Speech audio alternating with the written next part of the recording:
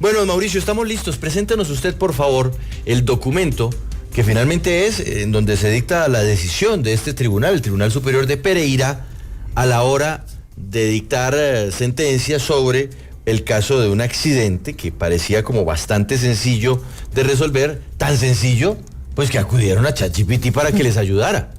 Sí, señor, esta fue una decisión del Tribunal Superior de Pereira, con ponencia del magistrado Manuel Yarzagaray Bandera. Esta es una sentencia de segunda instancia que fue tomada el pasado 3 de abril. Esto por hechos ocurridos en 2013 y pues... Uy, hace rato. Sí, el procesado se llama Manuel David García. Pues él en la ciudad de Pereira iba conduciendo una moto y en una de las calles pasaba una mujer, la atropelló, lamentablemente pues ella por los golpes que recibió falleció horas después y a él lo judicializan por homicidio culposo.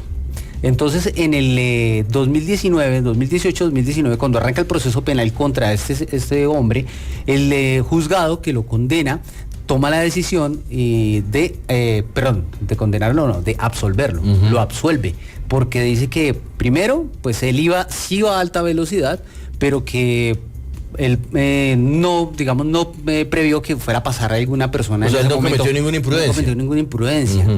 Pero que la mujer se bajaba de un taxi y que ella cruzó la calle sin mirar para ambos lados y que además iba aparentemente en estado de embriaguez.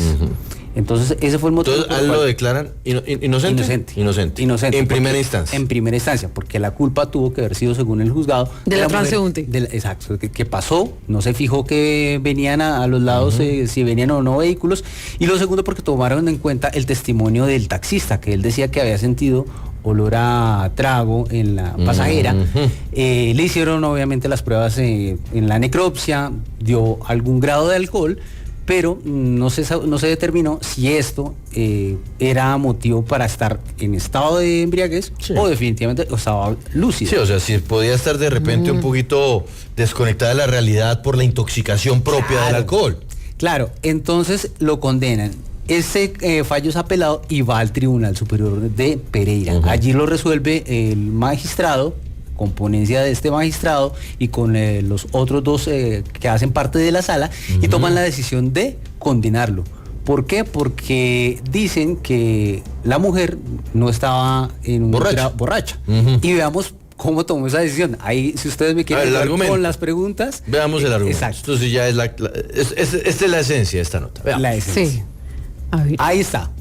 Entonces, esta es la pregunta que le hacen a ChatGPT. Juan Pablo, entonces, para poder llegar a dicho desenlace, la sala, a las 11:36 horas del 20 de marzo de 2024, es decir, antier, hace 2 semanas, hizo una consulta a la página web chat.openai.com, y bueno, luego sigue la dirección, que contiene el aplicativo popularmente conocido como ChatGPT, la cual nos arrojó el siguiente resultado. Pregunta: la presencia en sangre de 20 miligramos sobre 100 mililitros de etanol, ¿a cuántas copas de vino, de aguardiente, de ron o de cerveza equivalen? Y respondió ChatGPT.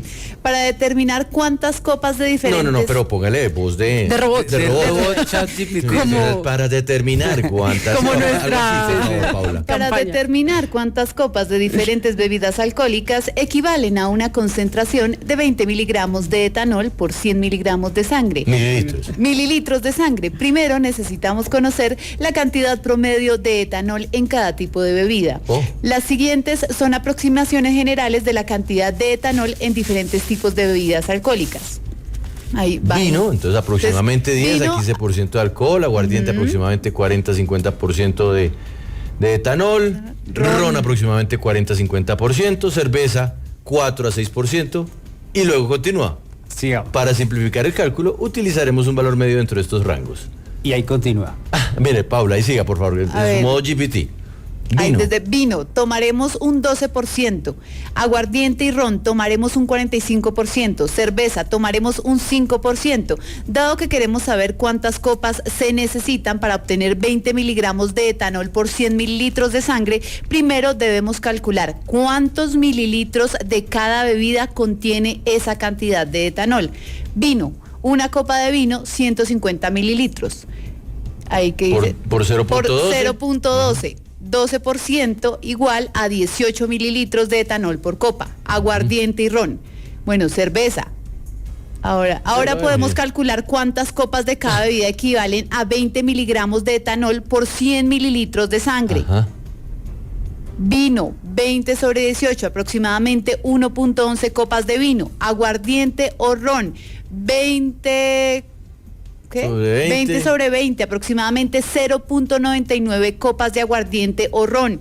Cerveza, 17.75, aproximadamente eso equivale a 1.13 latas de cerveza. Es voz robótica, por favor. Por lo tanto, la cantidad de etanol de 20 miligramos por 100 mililitros de sangre equivalen a aproximadamente una copa de vino, una copa de...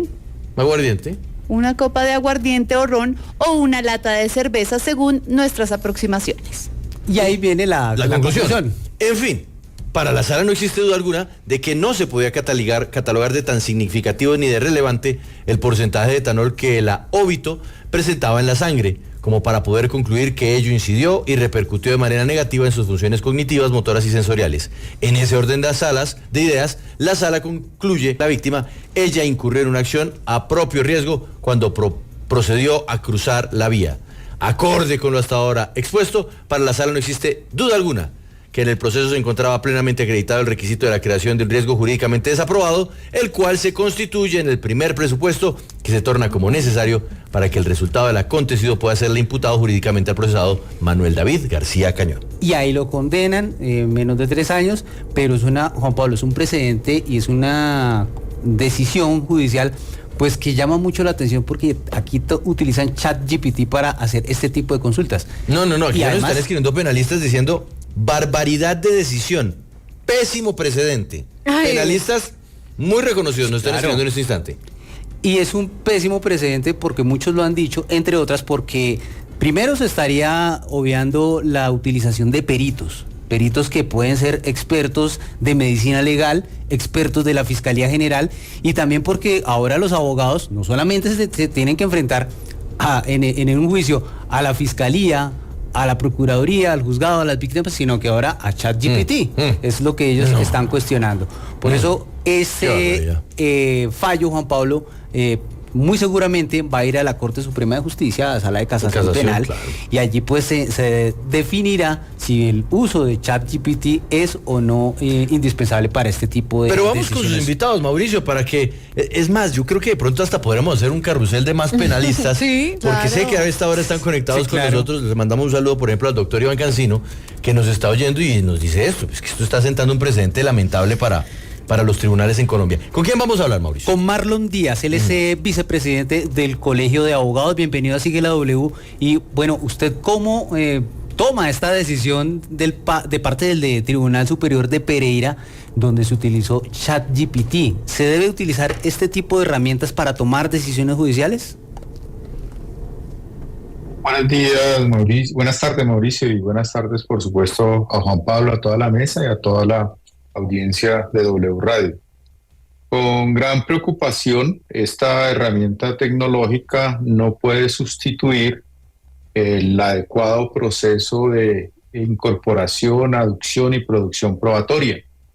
Para establecer lo que la Sala de Decisión Penal del Tribunal Superior de Pereira le preguntó a la inteligencia artificial, está diseñado y de manera histórica la prueba pericial. Siempre que se requieran conocimientos científicos, técnicos, artísticos, especializados, como era en este caso, a qué equivalía el alcohol que fue encontrado en la sangre de la víctima, es necesario acudir a la prueba pericial. Y no pueden los jueces, y mucho menos en una decisión de segunda instancia, es decir, que no fue objeto de discusión dentro del proceso. A este señor lo absolvió la primera instancia, apeló la fiscalía y apeló la víctima y fue al tribunal, y el tribunal termina revocando la decisión de absolución y condenándolo con base en lo que le respondió la inteligencia artificial. No tuvo jamás esa defensa ni material ni técnica la posibilidad de contrainterrogar a un perito que estableciera ello y discutir si fue determinante o no la acción a propio riesgo de la víctima en este asunto, que fue el argumento central de absolución en primera instancia, o lo que se conoce como también en unas teorías de causalidad como la culpa exclusiva de la víctima, que hubiera incidido en el resultado que se produjo, que fue la muerte de manera culposa, no pudo discutirse al interior del proceso, y eso por supuesto termina siendo violatorio de todos los derechos que consagra un debido proceso penal, sobre todo en la práctica de acción probatoria. Abogado, en una circunstancia como esta, en un caso como este, en donde además se está definiendo pues una posible acusación por homicidio, cuando se busca un experto, cuando se busca un concepto, algo que ilumine, por ejemplo, sobre este asunto de la cantidad de alcohol en la sangre, la idea es que los magistrados busquen en una biblioteca, la que sea, para no utilizar únicamente el ChatGPT, unos indicadores, una tabla que diga, mire, esto es mucha sangre, esto es mucho alcohol en la sangre, esto es poco alcohol en la sangre, en fin, y sobre eso toman una decisión, o desde un comienzo se tiene que convocar al perito para que tanto la parte de la víctima como la parte acusada puedan hacerle preguntas cruzadas al perito y puedan contrastar perspectivas sobre el mismo hecho. Juan Pablo, excelente pregunta. El conocimiento privado del juez, sobre todo cuando se refiere a un conocimiento especializado como este, además de correspondiente a medicina forense, jamás puede tenerse en cuenta en sus fallos. Debe, en todo caso, acreditarse por la fiscalía y por la defensa a través de la prueba pericial, y esta debe ser, por supuesto, postulada, decretada, practicada en un interrogatorio cruzado, donde se verifique no solamente cuál es la idoneidad técnica y científica que tiene el perito, cuáles son sus respuestas, cómo se comporta al responder, cuál es el grado de aceptación que tienen los principios técnicos, artísticos, científicos en los que se apoya, qué instrumentos utilizó, cuál es la consistencia en conjunto de sus respuestas. Abogado, todo eso se omitió. E incluso, abogado, me imagino que se puede decir, mire, ustedes tienen este experto, yo traigo este otro experto, y no dejar todo eso en manos del universo de la inteligencia artificial que con quién se contrasta. Así es que lo más preocupante aquí es que no se permitió el derecho de contradicción porque no existió una prueba pericial que acreditara cuál era el porcentaje de alcohol en la sangre de la víctima. Por eso la defensa jamás lo pudo discutir porque no se planteó, únicamente desde la perspectiva de que existía alcohol en la sangre, pero no que eso pudiera o no ser determinante para efectos de una sentencia condenatoria, que es la que profiere el Tribunal Superior de Pereira.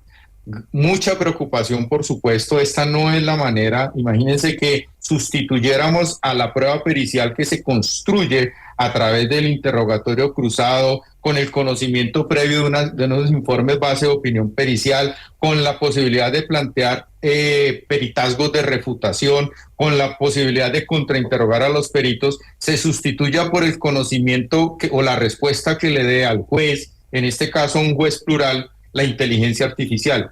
Esto es un absurdo, no se puede permitir. Esa decisión, como es la primera condena, porque fue en primera instancia se absolvió, es susceptible de una impugnación especial que debe resolver la Sala de Casación Penal de la Corte Suprema de Justicia. Es decir, ni siquiera tiene la técnica de la casación, sino que la defensa, y es lo obvio que va a ocurrir, la defensa va a impugnar de manera especial esa decisión porque es la primera condena, y la Corte Suprema de Justicia, esperemos que corrija este craso error, donde esto haga carrera, apague y vámonos. Pues eso es lo que se espera por parte de la Corte Suprema de Justicia, que se defina, se resuelva cuál va a ser esa condena o absolución de este hombre, y sobre todo la utilización de ChatGPT en las decisiones judiciales. Muchas gracias, abogado Marlon Díaz, vicepresidente del Colegio de Abogados.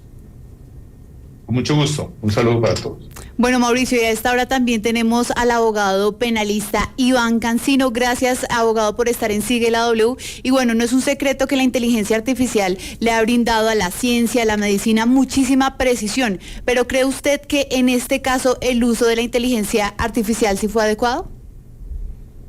No, por supuesto que no. Con un saludo para toda la mesa, Andrea, Juan Pablo, para Mauricio y para ti. Por supuesto que no. Yo el mismo día comenté la decisión diciendo que era horrorosa. Es que no puede ser uno tibio en estas manifestaciones.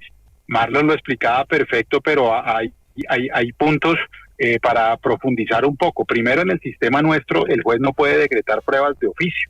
Y utilizar la inteligencia para eso artificial es una prueba de oficio. No la puede utilizar en primera instancia, menos en segunda instancia, sorprendiendo a la defensa. Segundo, es una prueba pericial. Una prueba pericial necesita un técnico. Y un técnico tiene que estar certificado y además sus análisis tienen que tener un método científico. Método científico que la inteligencia artificial ni siquiera está probada, ni siquiera está corroborada, ni siquiera está libre de errores, pues mucho menos frente a esta manifestación en lo que se tiene a un dictamen. Entonces es sumamente preocupante. No sé si lo quisieron hacer para ser pioneros, me imagino que lo quisieron hacer de buena fe, pero realmente la reacción de la Corte tiene que ser, con todo respeto, muy fuerte para anular esa condena y para ojalá aprovechar y fijar las reglas donde sí se puede utilizar la inteligencia artificial y donde no. Pero aquí no hay absolutamente nada positivo que rescatar de esta providencia del Tribunal Superior en la ciudad de Pereira. Abogado Cancino, también la Corte Constitucional está haciendo un análisis de justamente el uso de herramientas tecnológicas como la inteligencia artificial o en este caso ChatGPT para decisiones judiciales. ¿Usted cree que esa decisión de la Corte Constitucional puede incidir de cierta manera con lo que pueda resolver en un futuro en Sala de Casación Penal la Corte Suprema de Justicia o estarían en contra de ambas? No, la Corte Constitucional y yo creo que la Corte Suprema estamos de acuerdo que además con la virtualidad y las nuevas tecnologías pues que tanto han apoyado y ayudado, seguramente van a encontrar una regulación que encontremos un punto medio para la utilización de la inteligencia artificial. Me explico, se puede utilizar para abreviar la búsqueda jurisprudencial para hacer una cita, para abreviar la búsqueda bibliográfica para hacer una cita, pero incluso aprovecho, Mauricio, su pregunta para poner algo. Hay una persona muy inquieta en Twitter de los temas jurisprudenciales, en X, pues, donde se puso a la tarea de mirar una decisión que muchas personas citaban, la misma Corte, los mismos juzgados, y resulta que no existía. No existía esa decisión, nunca existió, la ponían, no existe, no está en secretaría, nunca se ha producido y todo el mundo daba por hecho que existía. Entonces imagínese si a pesar de todos los cuidados, pues obviamente que tenemos que tener una decisión mucho más clara de todo, una decisión más clara de lo que tiene que ser inteligencia artificial y que no, y por supuesto que poner a un juez penal a decidir donde el elemento subjetivo es tan importante en penal, que es el dolo, el conocimiento y la voluntad de hacer algo, eso no lo puede calcular una máquina, y perdón que se lo diga hoy, puede que me coma mis palabras más adelante. Yo no creo que vea una inteligencia artificial haciendo valoraciones subjetivas.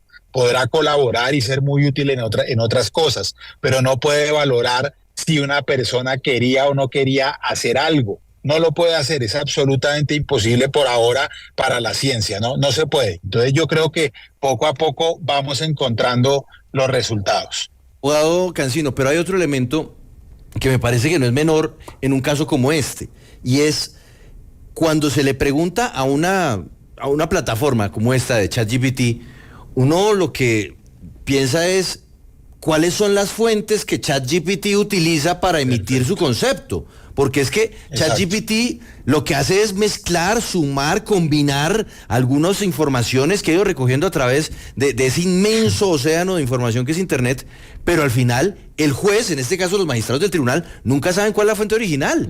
Lo están atribuyendo a un cerebro gigante que está en California. Es que además esa información la pudimos haber colgado usted y yo en un artículo de comentario de algún grupo. y la pusimos porque nos pareció, oiga, venga, hacemos algo empírico de con una copa de aguardiente o un trago de cerveza, cómo se da eso, y lo ponemos usted y yo. Entonces, una prueba pericial tiene varias características. Primero, cómo se hizo, es decir, la máquina, el elemento que midió, cómo se conservó la sangre de esa persona. Estuvo coagulada, la muestra que se tomó fue bien hecha, la temperatura en la que se refrigeró estuvo bien hecha, la máquina estaba calibrada, se hizo centrifugado o qué se hizo para esa prueba. Entonces, eso no lo puede decir una inteligencia artificial para un caso específico, y mucho menos tener lo que usted dice, qué es científico y qué pergaminos tiene, que es el otro punto aparte de la máquina, de la temperatura, de las condiciones. Son muchas cosas. Perdón, se lo digo con todo cariño, pero con contundencia, no puede hacerse de una manera irresponsable solamente por ser pionero de algo. Pues es el abogado Iván Cancino. Muchas gracias por estar en Sigue la W y darnos su percepción sobre el uso de la inteligencia artificial de ChatGPT en este caso. Y ahora saludamos al abogado penalista también, Mauricio Pava. Bienvenido a Sigue la W. Quisiera preguntarle, para usted, ¿ChatGPT puede estar por encima de un perito? ¿Puede incluso saber más que un perito o que un investigador dentro de un proceso penal? Hola Mauricio, Juan Pablo y a toda la mesa, un placer, y a los colegas que están conectados. La inteligencia artificial es un instrumento de búsqueda de información y de ordenación de información. ¿Cómo se ordena la información y se encuentra más rápido? En materia de inteligencia artificial hay unas discusiones ahora de la ética en el uso de estas herramientas. En Europa, digamos, ya vienen avanzando y ya tienen unas regulaciones importantes. En Colombia, el Consejo Superior de la Judicatura también ya está por emitir el uso de la inteligencia artificial. Lo más importante de una herramienta de inteligencia artificial es que las bases de datos estén curadas. Esto es, la inteligencia artificial como un instrumento de apoyo en la labor del abogado y en la labor de la Administración de Justicia, debe garantizar que la información que está consultando es una base de datos y es una información, digamos, curada, fiable y en fin. Y segundo, que la información que consulta está corroborada o encuentra una fuente empírica donde ser constatable. Esos dos elementos son fundamentales para una herramienta de inteligencia artificial como instrumento de legal tech o de apoyo a la labor de abogados, a la labor de jueces y demás. Básicamente es eso. El problema del uso del ChatGPT es que, como decía alguno de los colegas que estaba aquí, es la consulta indiscriminada de fuentes de información que no son fiables. Básicamente es eso. Abogado Mauricio Pava, me gusta además que usted nos empieza ya a abrir, bueno, también lo hizo otro de los invitados anteriores, a abrir la puerta hacia, mire, esto igual va a pasar. En algún momento la justicia, la administración de justicia y también los abogados podrán contar con la inteligencia artificial, pero ¿sobre quién recae y de qué manera empezar a regular eso para que se pueda cumplir lo que usted señala? Y es que existan unas fuentes verificadas, verificables, contrastadas. O sea, ¿quién tendrá que asumir esta tarea? Y ojalá no muy lejos en el tiempo, para poder tener una administración de justicia que pueda compaginarse bien con las tecnologías del presente. Pablo, usted pone la discusión en el punto donde es. Mire, yo no soy nativo digital. Algunos de ustedes tampoco son. Es decir, nosotros no nacimos en el mundo de estas herramientas, nacimos en un mundo muy físico. Entonces me gusta poner ejemplos físicos. La inteligencia artificial, un asistente de inteligencia artificial no es más que un asistente físico también. Entonces, imagínese usted, recréese usted el caso, donde un magistrado le hace la pregunta a un auxiliar y le dice a su auxiliar, a su abogado de apoyo, indíqueme cuál es el indicador, por ejemplo, de alcoholemia para él, dónde está eso, dónde está contenido, cuál es la cita, cuál es el libro, cuál es digamos, la base fáctica constatable. Pues es un magistrado que está siendo ligero en la decisión y en la determinación que está tomando. Pero al contrario, si es el mismo magistrado, el juez, el abogado le pregunta a su auxiliar, búsqueme por favor este indicador, búsqueme esta información, y tiene la responsabilidad de constatar que esa información que le están llevando se encuentra en un libro, en una doctrina constatable, en una jurisprudencia y demás, pues ese funcionario está actuando debidamente. Entonces, el problema de la ética en materia de herramientas de legal tech no está en las herramientas, sino cómo se usan las herramientas, quién usa las herramientas. cómo el abogado, el operador judicial, ya sea fiscal, sea magistrado, juez y demás, hace uso de esas herramientas, un uso responsable. Y no implica una gran construcción filosófica en este momento. La inteligencia artificial tiene unos retos filosóficos en otros sentidos, pero en el uso, digamos, como herramientas del derecho, piense que la inteligencia artificial es el auxiliar de un abogado, y el abogado es o no responsable, y en qué medida es o no es ético de constatar que la información que le están entregando o que está averiguando, pues es información fiable. Es un problema del operador, del abogado y quien toma la decisión. Entonces, abogado, el problema aquí no es el uso de la inteligencia artificial, en específico la herramienta de ChatGPT, sino de cómo se utilizó y en qué parte del proceso se utilizó, ¿correcto? Porque aparte de ChatGPT hay otras herramientas que sí permiten ir a fuentes, revisar jurisprudencia a nivel mundial. Claro, efectivamente. Piense que ChatGPT es como una caneca de información, ¿verdad? Tú piensas en un abogado que tiene en una caneca de información una cantidad de textos, que algunos son charlatanería, otros son muy bien elaborados, y el abogado va y toma cualquiera de estos y no mira de qué se trata, sino que lo toma y con esa información decide, sin ninguna otra consideración. Eso es básicamente, en materia de uso de una herramienta de Legal Tech, como la inteligencia artificial, en apoyo a la labor de un abogado. Es el abogado el que tiene la responsabilidad ética de saber qué información está utilizando y si esa información es fiable o no es fiable. ChatGPT no es información fiable. Última pregunta, abogado Pava, para respetar este espacio del mediodía en donde usted está en reuniones, y es, ¿qué puede o qué debería pasar con los magistrados que utilizaron esta herramienta y la utilizaron además para definir un caso de homicidio? Ellos tendrán que ser disciplinados, tendrán que ser llevados a la Comisión de Disciplina Judicial para que estos magistrados que están, digamos, pendientes de que los abogados y los jueces se comporten bien y hagan lo que tienen que hacer, pues los sancionen. Yo parto siempre del principio de buena fe en las actuaciones de los funcionarios. Es decir, no tengo ninguna otra información que implique que hay mala fe en la actuación de un magistrado o de un juez en un tema de esta naturaleza. Creo que puede haber una ignorancia en el uso de este tipo de herramientas y qué es lo que significa.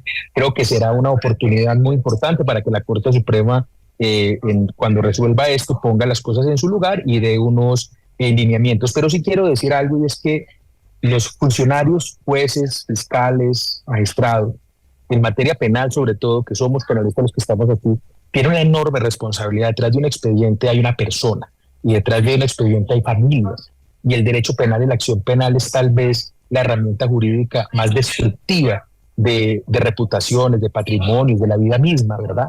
Entonces, yo creo que es una oportunidad para hacer un llamado social y un llamado por parte de la administración, más allá de sanciones y demás, porque yo parto que hubo una actuación de buena fe e ignorancia en el uso de herramientas de esta naturaleza, que pueden desbordar, digamos, a las personas, a los operadores jurídicos. Creo que sí es un llamado muy importante para saber que administrar justicia no puede ser de una manera, digamos, fácil ni ligera. Detrás de un expediente hay personas, y cuando se empujan, digamos, decisiones adversas contra un ciudadano, se está destruyendo a un ciudadano, a su familia y demás. Entonces yo creo que es una muy buena oportunidad para que haya conciencia de cuál es el propósito y el rol de fiscales y jueces y magistrados. Sí, abogado Mauricio Pava, muchas gracias por estar en Sigue la W y por aportarnos pues todo esto con relación al uso de ChatGPT en decisiones judiciales, y sobre todo en este caso, Juan Pablo, que es un caso de homicidio. No, es que, bueno, ahí lo estaba diciendo el abogado Mauricio Pava. Sí, cuando estamos hablando de un caso de este tenor, bueno, como la mayoría de los casos de índole penal, es la vida de una persona la que está en juego. Claro. Sí, claro, deben tener más responsabilidad a la hora de... Pero absoluta. Mauricio, una última intervención. Ya llegó el invitado de Andrea para hablar de la ley anticorrupción. ¿Qué pasó con la ley Pisano? Esta es una intervención que nos envía el ex vicefiscal Francisco José Cintura. El uso del chat GTP para efectos de decisiones judiciales es un debate actual. En mi opinión, realmente las tecnologías son un instrumento útil para la recolección de información, pero jamás para la toma de decisiones y menos en materia judicial, cuando quiera que los criterios que utilizan los jueces son los de racionalidad, ponderación, proporcionalidad, y esos criterios no se pueden adoptar a través de la inteligencia artificial. En consecuencia, el uso puede ser simplemente para recoger información, pero jamás para la toma de decisiones jurisdiccionales que tienen que ver con la vida, la honra y los bienes de los ciudadanos. Muy bien, pues esa es la noticia sin duda, y es que el ChatGPT terminó definiendo un caso de homicidio en un tribunal de Pereira. Ahora esto queda en manos de la Corte Suprema de Justicia, por todos los argumentos que acaban de escuchar. Al regresar, Andrea, tenemos un invitado y una noticia. Usted escogerá. Sí, claro. Pues una noticia. Arrancamos con la noticia, pero al regresar, ¿no? ¿De qué Al regresar vamos a mostrarles cómo el gobierno desmiente a Germán Vargas Lleras, quien dijo que lo han sacado de la Comisión de Reforma a la Justicia y que supuestamente el Minjusticia tenía listo un decreto de la Constituyente. Y lo otro que tenemos al regresar es a nuestro invitado. Es el presidente de la Comisión Segunda de la Cámara. Comisión Primera de la Cámara de Representantes. Es que aquí. Sí, pero ya está correcto. Quedó un 2 romano, Andrea. Sí. Y no, es la Comisión Primera de la Cámara de Representantes que tiene en sus manos, pues, de repente como darle el impulso que necesita la ley Jorge Pizano o ley anticorrupción para proteger a aquellos que denuncian la corrupción en el país, pero que desde el año pasado está radicada y mire usted, ya estamos en abril. Ya casi llegamos a mitad de abril, no pasa nada. Al regresar, sigue la W, volvemos.